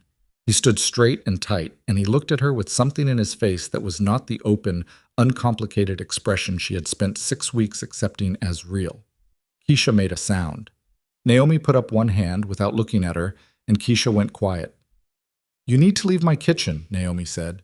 "Naomi, this is a working kitchen during active service, and you are not food service staff, and you need to leave." "I'm not here officially." He stepped inside. "I'm here because I came off the operation this afternoon. I pulled myself out. My supervisor is outside in one of those vehicles, and he does not know I'm in here." She looked at him. "You pulled yourself out?" "Yes." "Why?" His jaw worked. "Because what they're planning to do tonight is use you, not what they've been doing, using information you provided without knowing, something direct. They have a warrant application that names you as a knowing cooperative witness." The room tilted slightly. "That's a lie," she said. "I know it's a lie. But it's a lie built on 6 weeks of documented contact between you and me, in which you provided location information about a federal target's private events. On paper, without context, it looks like cooperation. I was talking to a customer." "I know." He took another step into the kitchen. "Naomi, listen to me. If they bring you in for questioning tonight using that warrant language, it creates a record. Even if it goes nowhere, even if the whole thing collapses in a week, your name is on a federal document as a material witness in an organized crime investigation. That follows you. Catering contracts, business licenses, everything." Naomi set down the spoon. She looked at Adrian Cross standing in her kitchen in his plain dark jacket, and she thought about 6 weeks of coffee and cardamom cake and questions about her grandmother, and she made herself hold all of it simultaneously. The warmth she had felt, and the thing underneath it, and this moment right now. And she made a decision she had not fully known she was going to make until she made it. "Tell me exactly what they're planning," she said. He told her. It took 4 minutes. She listened to every word without interrupting. The warrant language. The plan to bring her out of the kitchen during the service under the cover of a voluntary interview. The way the interview would be framed, not as an arrest, not yet, just a conversation, but the kind of conversation that had teeth built into the framework of it. When he finished, she said, "What do I do?" "You don't go voluntarily," he said. "If they ask you to step outside for a conversation, you say you have an active service in progress and you need to contact legal representation before any conversation takes place. That's your right. Say it exactly that way and don't elaborate." "And you?" His face did something. "I'm going to go back out there and tell my supervisor that you are a non-cooperative civilian witness who has no relevant information and that pursuing it creates more exposure for the operation than value." Will he listen? A long beat. "Probably not." "Then why are you doing this?" Adrian looked at her. In the harsh overhead light of the kitchen, with the sounds of the service moving around them and 62 people eating food she had made sitting 30 feet away, he looked like a man who had done something he was going to have to explain to himself for a long time. "Because it's right," he said, simply, without performance. She looked at him for 3 full seconds. Get out of my kitchen, she said, and thank you. He left. Keisha exhaled like she had been holding it for 4 minutes. Call the bakery's lawyer, Naomi said. Right now, I need a number I can use in the next 20 minutes. On it. Keisha already had her phone out. Naomi picked up the plating spoon and finished the dessert course. They came to the kitchen at 9:55. 2 of them. Both in the anonymous dark clothing of federal operations, carrying the specific flat-faced professionalism of people executing a plan. One was a woman in her 40s with close-cut hair and eyes that missed nothing. The other was a younger man who stood slightly behind her and to the left in the way of someone who had been trained to position himself there. Ms. Brooks, the woman said, I'm Agent Sandra Reeves, Federal Financial Crimes Division. I'd like a few minutes of your time. I'm in the middle of active service, Naomi said. She was plating. She did not stop plating. I'll need to complete this course first. This won't take long. I'm sure it won't. She set the last dessert on the pass and gestured to Keisha, who moved it through. My legal representative's contact information is on this. She picked up the slip of paper she had already written the number on and held it out. Any conversation you want to have with me needs to include them. That's not negotiation. It's a statement of my rights. Agent Reeves looked at the paper, looked at Naomi. Did the specific calculation of someone assessing how much resistance they had prepared for versus how much was in front of them. You're not under arrest, she said. I know, Naomi said. That's why I'm offering my lawyer's number instead of asking for one. Take it or don't. Either way, I'm finishing this service. A beat of silence. Reeves took the paper. She and the younger man left the kitchen. Naomi turned back to the pass. Keisha was looking at her with an expression that was somewhere between awe and terror. Where did that come from? Keisha said. 4 years of running a small business, Naomi said. You learn not to sign things without reading them. She sent the dessert course out. She stood at the pass for a moment when the last plate was gone, feeling her heart doing something loud and fast that she had not allowed herself to register during the last 15 minutes.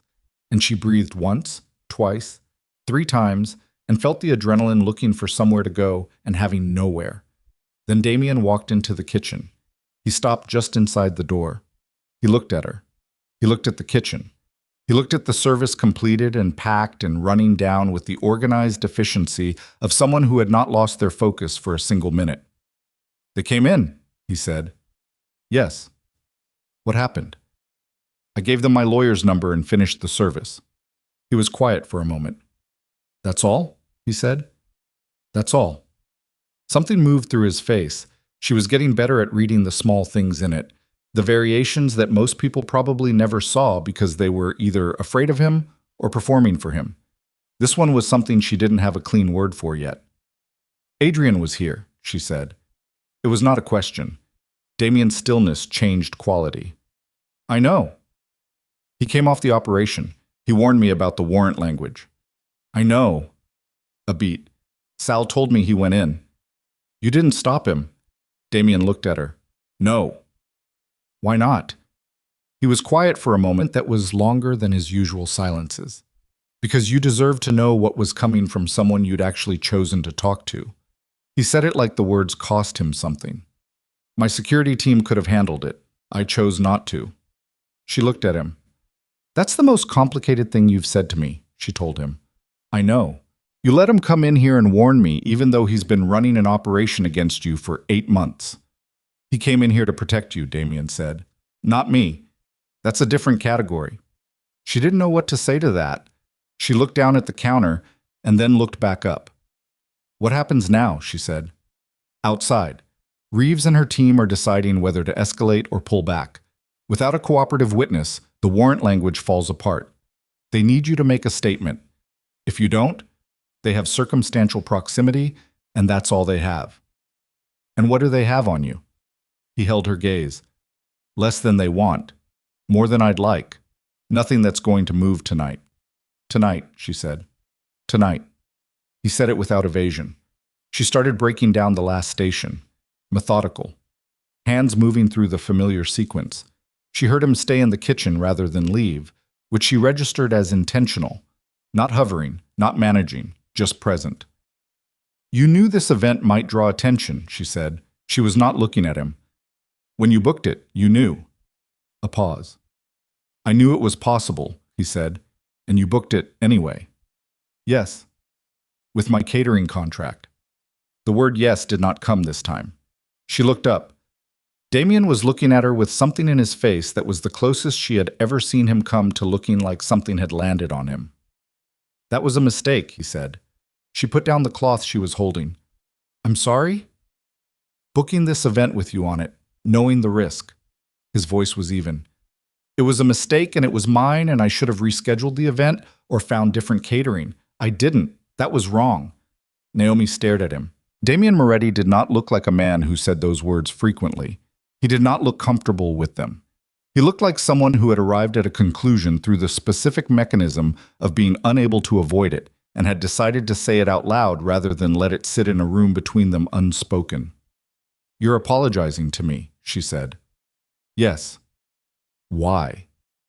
Because I put you at risk for the sake of keeping to a schedule that benefited me, and that was not acceptable. And I'm telling you that clearly so you know I understand what I did. She looked at him for a long moment. What am I supposed to do with that? She said. Nothing, he said. It doesn't require a response. I'm not apologizing to get something. I'm apologizing because it's owed.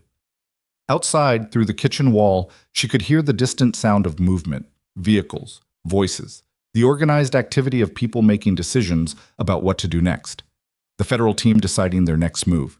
Reeves with the phone number and the service completed, and a witness who had not given her anything useful. Keisha came through from the back with the last equipment case. She stopped when she saw Damien, looked at Naomi. Naomi shook her head slightly, and Keisha moved to the exit door and began loading without a word. I need to know something, Naomi said. Damien waited. All of it. Not the edited version, not the version that's calibrated for what you think I can handle. She held his gaze. If I'm going to keep standing in rooms that have federal agents outside them, I need to understand what I'm standing in. All of it. His jaw tightened slightly. That's a significant ask, he said. I know it is. Knowing more means carrying more. I'm already carrying it, she said. I've been carrying it for 4 weeks without context. Give me the context. He was quiet for a long time. The kind of quiet that she had learned was not absence but calculation. Not whether to trust her, she thought, but how to say something true in a way that was also fair. Not tonight, he said finally. Not here. Then when? When the team outside is gone and I know what direction this is moving. He looked at her steadily. I will tell you everything. On that, I'm giving you my word. She studied his face. Your word? She said. Yes. You understand that's not a small thing to offer me right now. I know exactly what it is. He said it quietly. That's why I'm offering it instead of something easier. Naomi looked at him. This man who had walked into a ballroom full of powerful people and gone directly to the one person who wasn't trying to impress anyone, who had tasted her mousse and asked a question that had cracked something open, who had told her a hard truth because she deserved to know it, who had just apologized with the flat, uncomfortable sincerity of someone who had not done it often, but had done it correctly this time. She picked up the last equipment case from the counter. I'll hold you to that, she said. She walked toward the exit. At the door, she stopped, did not turn around. The mousse tonight, she said. Did it hold the temperature through service? A beat. Perfectly, he said. She pushed through the exit door. Outside, the night air hit her face cold and sharp and real. The loading area was a narrow lane between the club and the adjacent building. Keisha was there, cases loaded, waiting beside the van with her arms crossed and her breath visible in the cold. Naomi loaded the last case. She looked up at the mouth of the alley where it opened onto the street, and she could see, at the far end of the block, the dark vehicles. Still there. The federal team, waiting on their decision. She looked the other direction. An empty street. A traffic light cycling from red to green for nobody in particular. She got into the passenger seat. We good? Keisha said. We got paid, Naomi said. Keisha started the van. They pulled out of the alley and onto the street, away from the vehicles, away from the private club with its unmarked door. away from the room where Damian Moretti was still standing, and the room where federal agents were recalculating, and the room where somewhere in the city Adrian Cross was driving toward a conversation with his supervisor that was going to cost him something large and probably permanent. Naomi looked out the passenger window at the city moving past. She thought about her grandmother's kitchen, about 11 batches of mousse, about a business card on heavy cream paper and a bell above a door, and a man who had noticed her arranging a dessert display in a room full of people who never would have. She thought about what it meant that two completely different men had both, in their completely different ways, tried to protect her in the last 6 hours. She thought about the word yet, the way it had come out of her at the Harrington without calculation, the way it had been true then and was still technically true now, and what it was going to mean when the truth of it had to be faced directly instead of managed sideways. "Keisha," she said. "Yeah. When we get back, I need to sit down and think about what I actually want." Keisha was quiet for a moment. "Not what's smart or what's safe or what makes sense financially. No, just what you want." "Yes." Keisha turned left onto the bridge, the city spread out behind them, lit and enormous and indifferent. "It's about time," Keisha said. They drove. And in the private club behind them, in the kitchen that still smelled of the mousse and the cardamom and the lamb. And 6 hours of Naomi Brooks making something extraordinary in a room that had no idea what it had been given, Damian Moretti stood at the empty pass-through window and looked at the clean counter and said nothing to no one and felt, for the first time in a very long time, the specific discomfort of wanting something he did not know how to take without being asked. Outside, the federal vehicles stayed where they were for another 40 minutes. Then, one by one, they pulled away. Agent Reeves sat in the back of the last vehicle and looked at the number on the slip of paper Naomi had handed her and thought about a woman who had stood in a kitchen during active federal positioning and plated dessert with both hands steady and said, "I'll need my legal representation present," like she had been waiting her whole life to say it. She put the slip in her jacket pocket. She did not throw it away. 3 blocks from this private club, in a parked car on a side street, Adrian Cross sat with his phone in his lap and a message from his supervisor on the screen that contained 4 words he had been expecting and 2 that were worse than he'd prepared for. He read the message twice. He put the phone face down on the seat. He started the car, and the headlights came on, and in the yellow-white wash of them he could see the empty street ahead, and the corner where it turned, and nothing beyond the turn at all.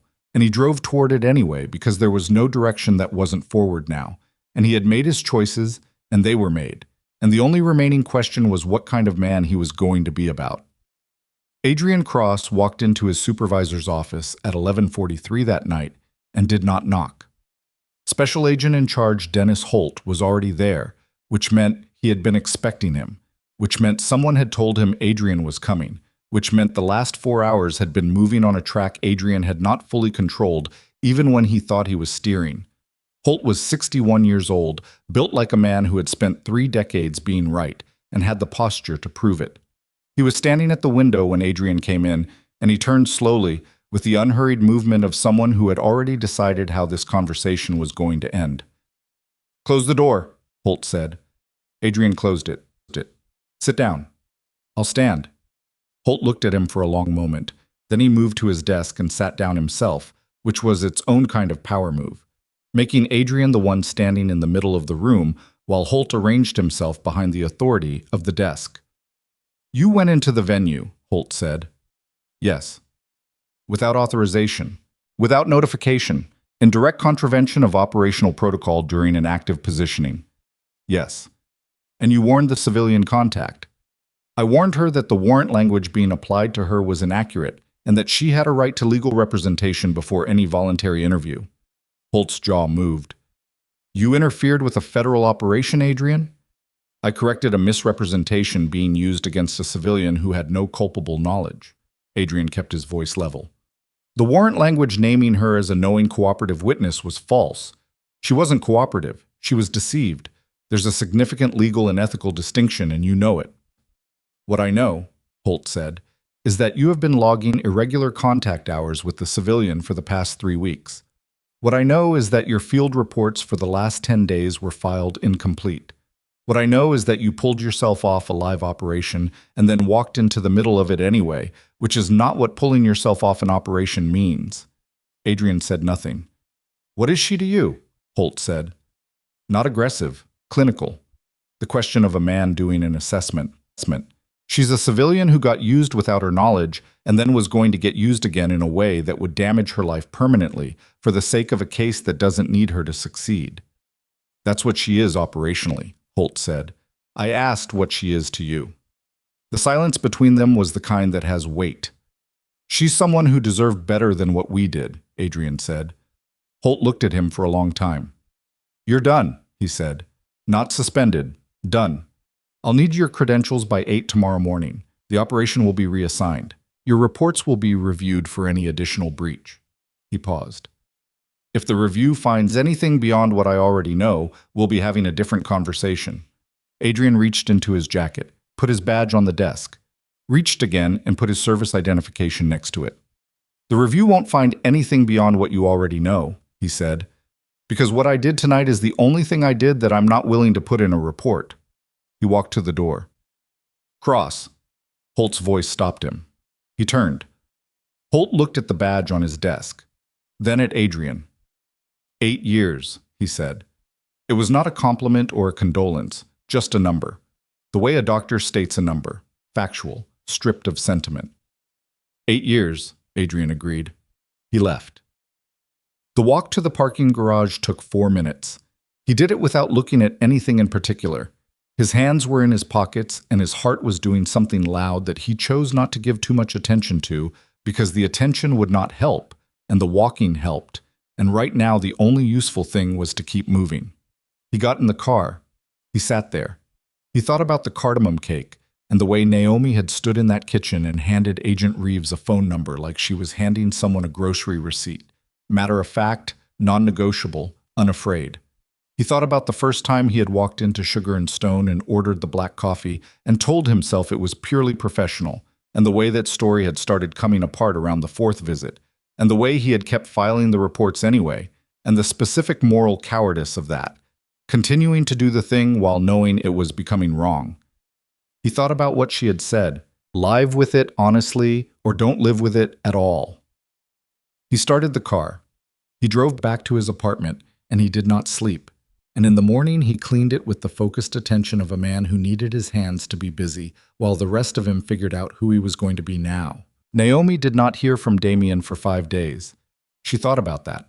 She thought about it more than she wanted to, which itself was information she filed without fully examining yet. 5 days of the bakery running, the morning batches, the counter, the customers, the small ordinary rhythms of a life that had, from the outside, returned entirely to normal. Keisha did not ask, which meant Keisha was asking loudly in every possible way except out loud. On the 5th day, Naomi was alone in the back doing inventory when her phone lit up. Not a text. A call.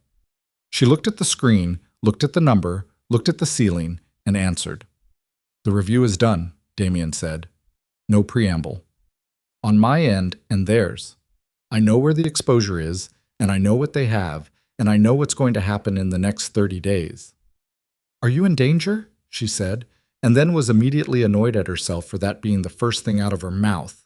A brief pause on his end. Not imminently. What does that mean? It means there are negotiations that have to happen, structural changes I need to make to reduce exposure, and legal processes that are going to be slow and expensive and will not ultimately result in anything catastrophic. He said it with the directness of someone who had already spent considerable time with his lawyers. It's not clean, but it's manageable. And me? Your name has been formally removed from all operative documentation. Reeves's team submitted amended warrant language 2 days ago. You are a non-relevant civilian with no connection to any active investigation. A pause. I had nothing to do with that. Then who? Cross filed a formal statement with federal oversight, Damien said, before he was terminated. He documented the complete chain of civilian contact, including the original identification of you as an access point, the misrepresentation in the warrant application, and the operational irregularities in the approach. It was thorough. Another pause. It was the kind of thing you write when you want to make sure it stays in the record, regardless of what happens to you. Naomi sat on the stool in the back room. She thought about Adrian in her kitchen, 10 minutes before service ended, looking like a man who had made up his mind about something at significant personal cost. "He lost his job," she said. "Yes." She was quiet for a moment. "Good," she said, and then, "Not good, I don't know." She rubbed her face. Both things simultaneously. "That seems accurate," Damien said. She put her hand down. "You said you'd tell me everything." "Yes." "I want that conversation, not on the phone." A beat. "Tomorrow morning," he said, "before the bakery opens. If that's still all right." "Come at 7, she said. "I'll have coffee ready." She hung up. She sat in the back room with the inventory clipboard on her knees and looked at the wall and made herself breathe slowly, in and out, the way she did before a difficult service. Not to calm down, but to clarify, to locate the center of things. She picked up the clipboard. She finished the inventory. He came at 7, no car this time. He came on foot, which she only knew because she saw him through the front window, walking up the block with his hands in his coat pockets, alone. The city morning moving around him with its usual indifference. He pushed open the door. The bell. That sound she was going to hear in her sleep. She had coffee on the counter and nothing else. No food, not today. He sat down.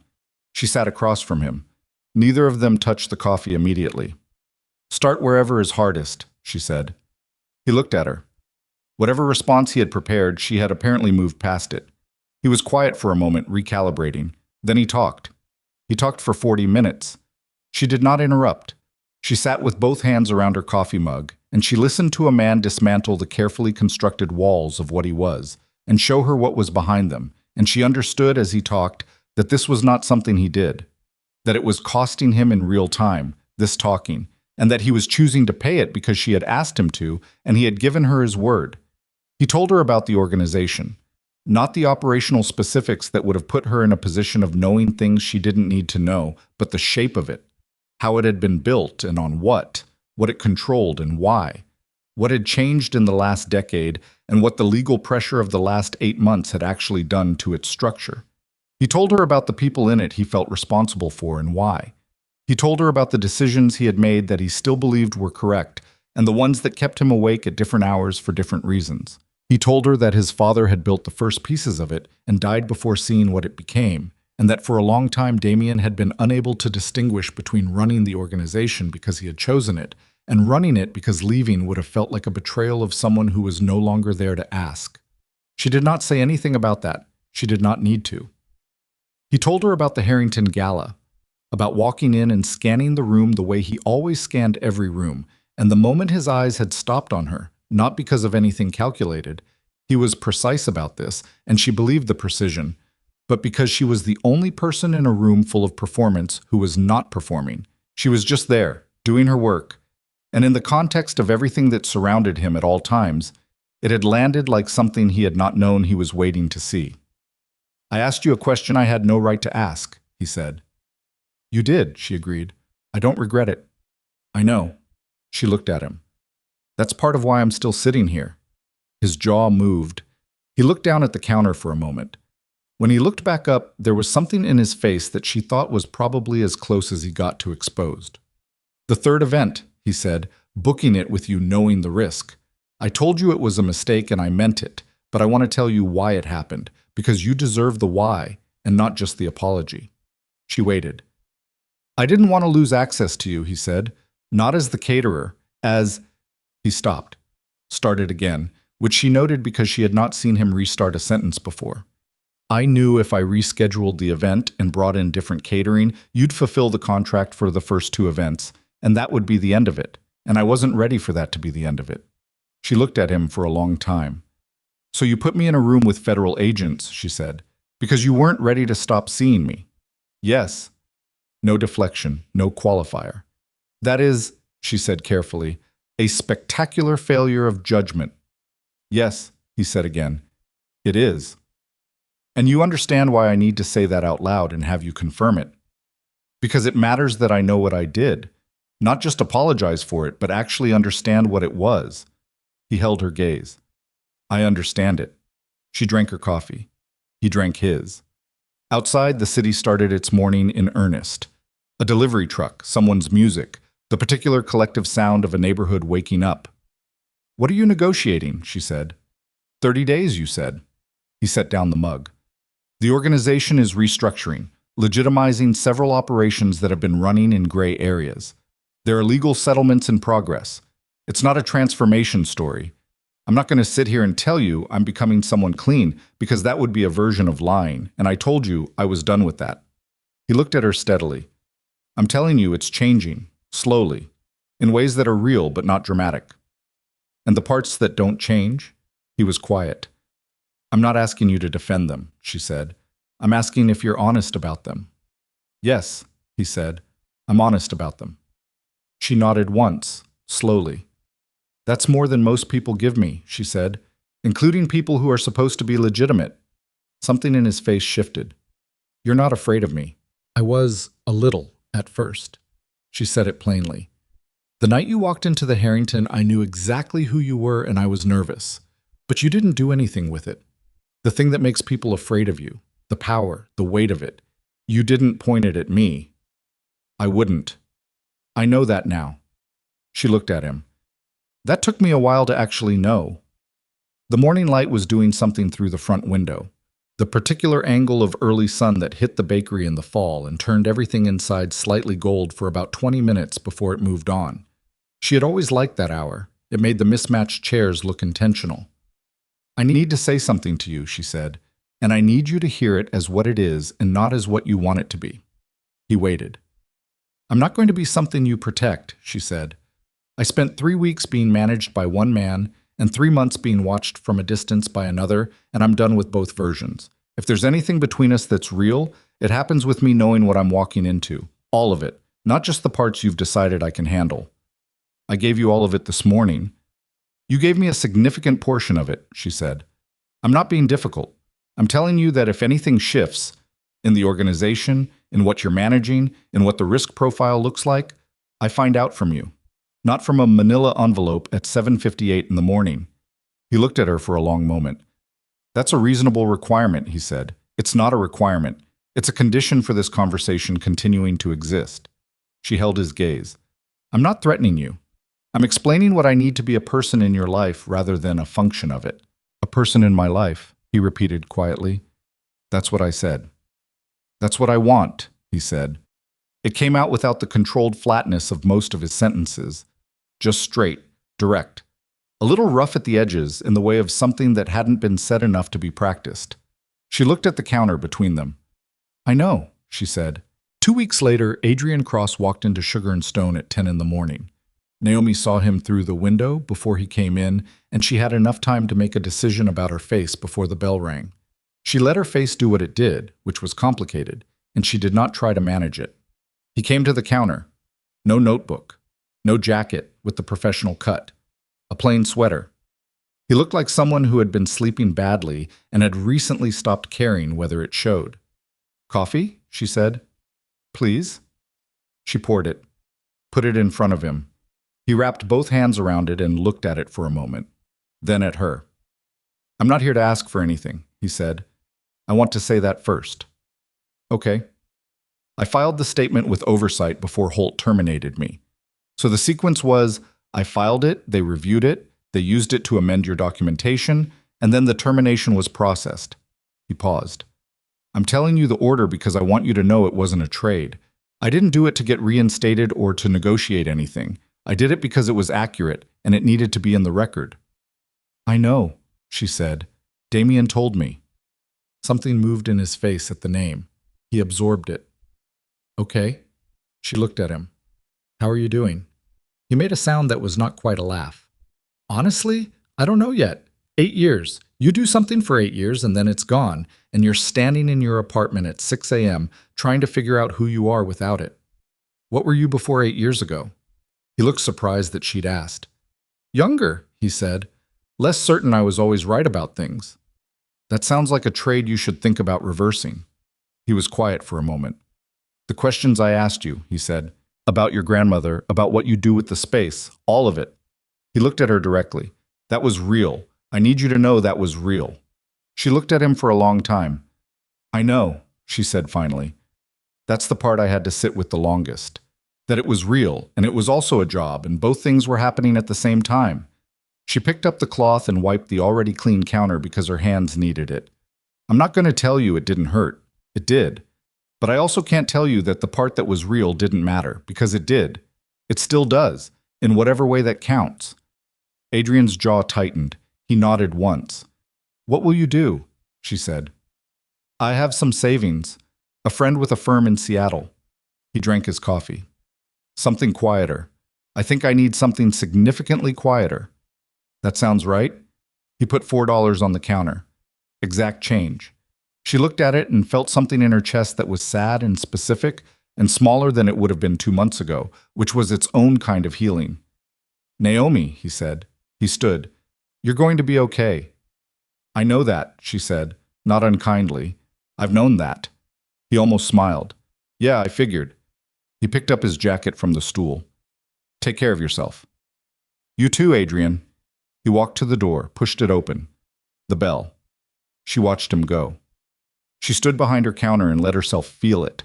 Not just the loss of what she'd thought he was, but the particular grief of things that were real and wrong simultaneously, which was its own complicated category that nobody had a clean word for, and which you just had to carry until it became light enough not to notice every hour. Then she turned back to the morning.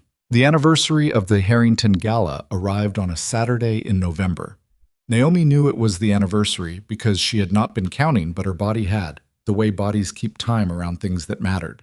She woke up knowing and lay in bed for a moment with that knowledge, and then got up and went to the bakery because it was Saturday and there was work. The day ran the way good Saturdays ran. Busy in the right way, not frantic. The counter moving steadily. Keisha in good spirits. A new item on the specials board that 3 customers asked about within the first hour, which was the kind of validation that still felt good even after 3 years of having it.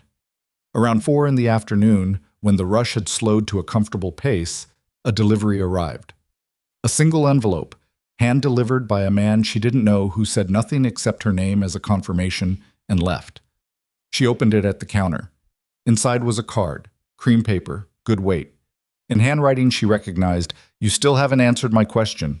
She stood at the counter with the card in her hand, and something moved through her that was complicated and warm and a little frightening, which was how she had learned to recognize the real things. By the way, they didn't feel simple. She put the card in her jacket pocket. She finished the afternoon service.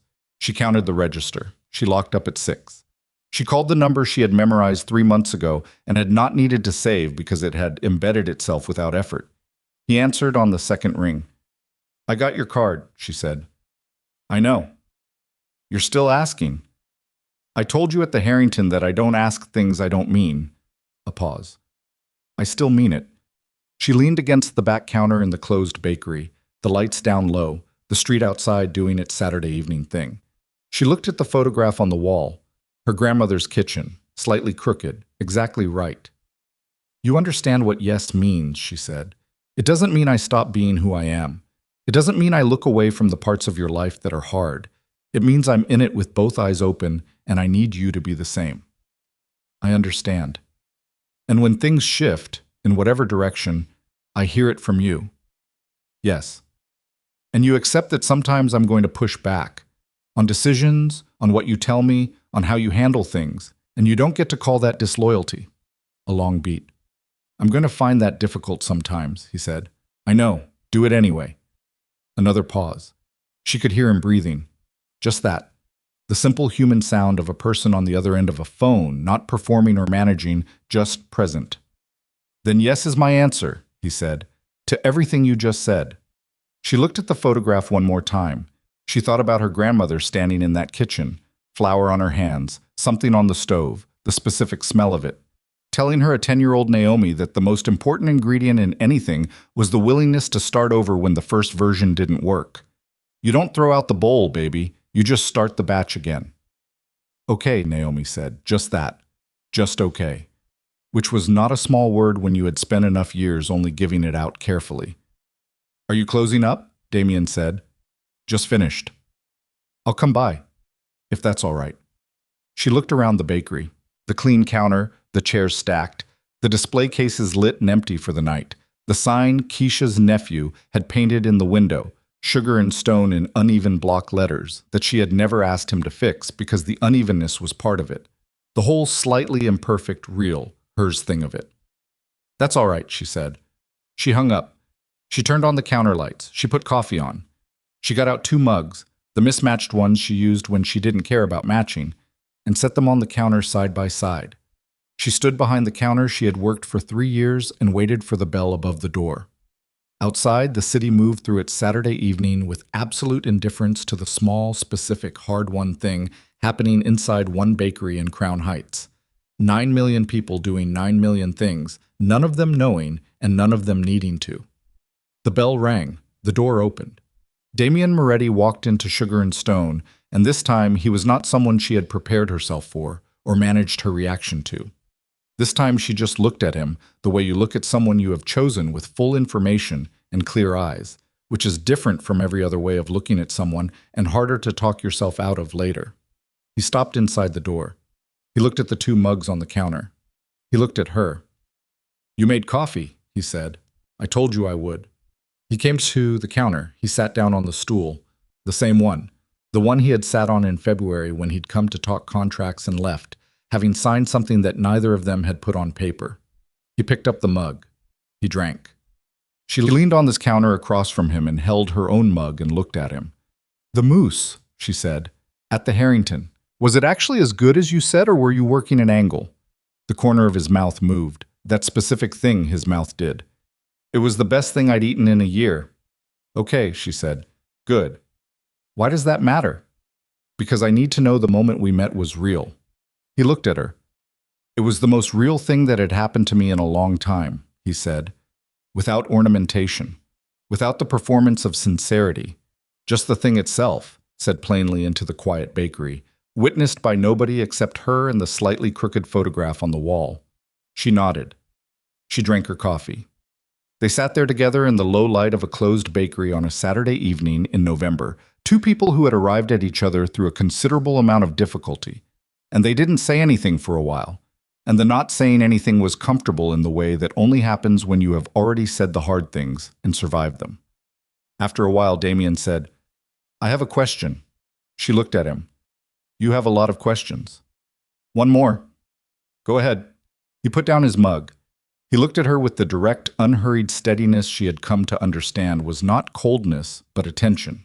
The way he looked at things he actually intended to see. "Are you happy?" he said. "Not about us. Not about the contract or the investigation or any of it. Just in your life. In this." He gestured at the bakery. "Are you happy?" She thought about it. She thought about the morning batches and the specials board and the slightly crooked sign and the inventory and the accounts and the slow red that had become black in the last 3 months and the brown butter peach tart and the cardamom orange and the mousse she had made 11 times to get right. She thought about her grandmother's kitchen and the cook who had said her confidence was a problem and the years she had spent proving him wrong by refusing to stop. She thought about Keisha saying it's about time on a bridge in the November cold. "Yes," she said. It came out without hesitation. Like the other time, like not yet at the Harrington. Just true, just straight, just the thing she meant without management or performance. "Good," Damian said. He picked up his coffee. She picked up hers. And that was enough. That was in fact exactly enough. 2 people and 2 mismatched mugs in a bakery in Crown Heights that smelled like cardamom and brown butter and years of showing up when it was hard, sitting in the last of the November light while the city ran its ordinary Saturday evening outside, and nothing perfect about any of it, and nothing needing to be.